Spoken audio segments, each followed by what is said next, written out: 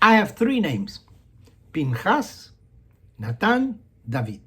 Why am I called Pinchas? Because of my father's father. Why am I called Natan David? Because of my mother's father. In other words, I never met my grandfathers, neither my mother's father nor my father's father. Terrible, you know. But this is the way it is, because among the Ashkenazim, and I am Ashkenazi, we name children after deceased. So I am named after those that were deceased already, which means I never met them. Pardon me for mentioning something personal. I have 13 great-grandchildren. That means they have a great-grandparents. We live in a different world. Years ago, many people didn't know their grandparents. Here I am. I didn't know my grandparents. And by the way, they didn't die in the Holocaust, those two grandfathers. They died of natural causes in Europe because the span of life was altogether different in those days. And through science and who knows what, we now live much longer. And you have several generations that live simultaneously in the same family. So I'm privileged, really, because of that. So I have three names, and I told you why. In reality, I think that each and every one of us has three names. First is the name that we are given when we are born.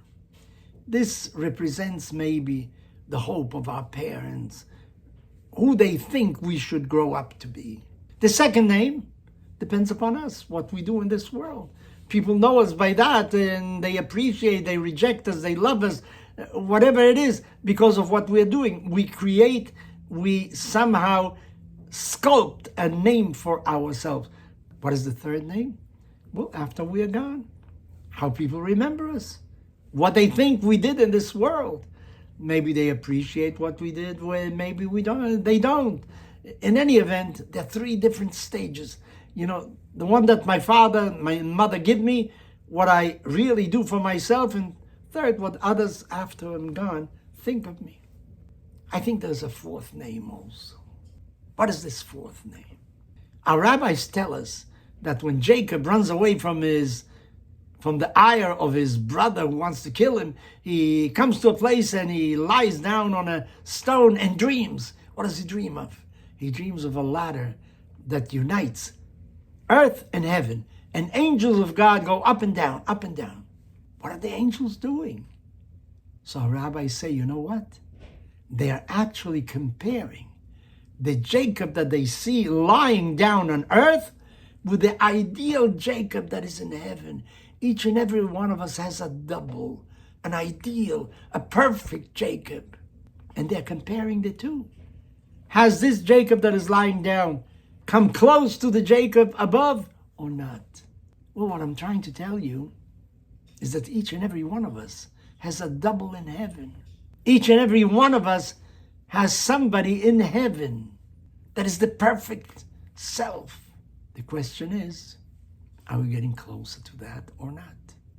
How do you get closer to that? I think we each know. It's by being better human beings.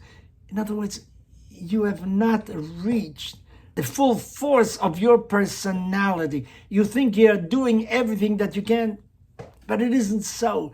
There is a perfect being that actually is the ideal toward which you can aspire. I often remember what Golda Meir said: you will never know your inner strength until you are in a situation where it's the only alternative. When you are in a strait, in a narrow space, and you receive pressures from all sorts, it's amazing how you react. I know I personally, I study better just before the exam. I can't study 10 days before, but the night before I study much more. And my mind absorbs much more because I feel the imminent necessity of accomplishing something. So I'm trying to tell you is, don't stay on your laurels. You've accomplished it. You've done a lot of things in this world. There's much more you can do.